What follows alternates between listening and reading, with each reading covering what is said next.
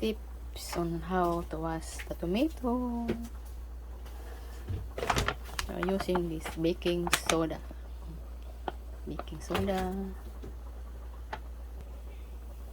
Lagyan ng baking soda. After 30 minutes, so tingnan natin ang tomato, ha?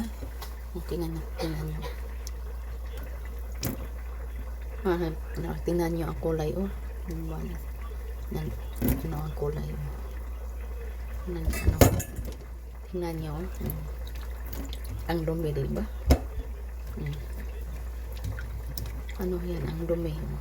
Dumi talaga, so kailangan ito rin ang kulay, o ito ang kulay, ganoon ang kulay sa tomato na hinugasan ko. So before ninyo kainin ang tomato, kailangan ninyong hugasan ng baking soda. Ito, kanang nyo ang kulay, ang dumi. Ang dumi talaga, oh. Kailangan malinis ang tomato bago kainin, kasi kinakain natin ang balat.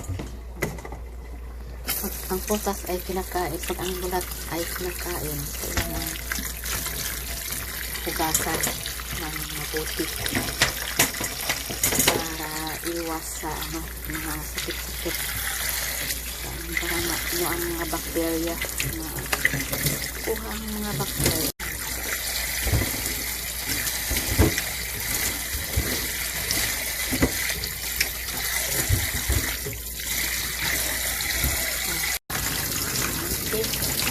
Pwede mo siyang kainin. Ilagay ko muna sa ref para malamig. So, ayoko nang malamig. Pwede mo siyang kainin. Malinis lang. Oh, makinis na siya. See? Ano na siya? Makinis na siya. Malinis na malinis talaga. Sarap na kainin ito. Ko baking soda.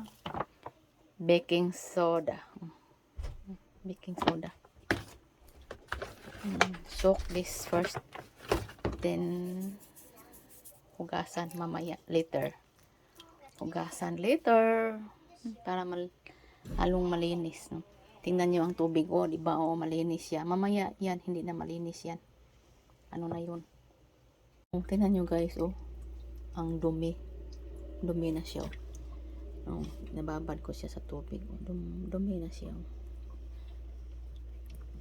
Pag ito, kailangan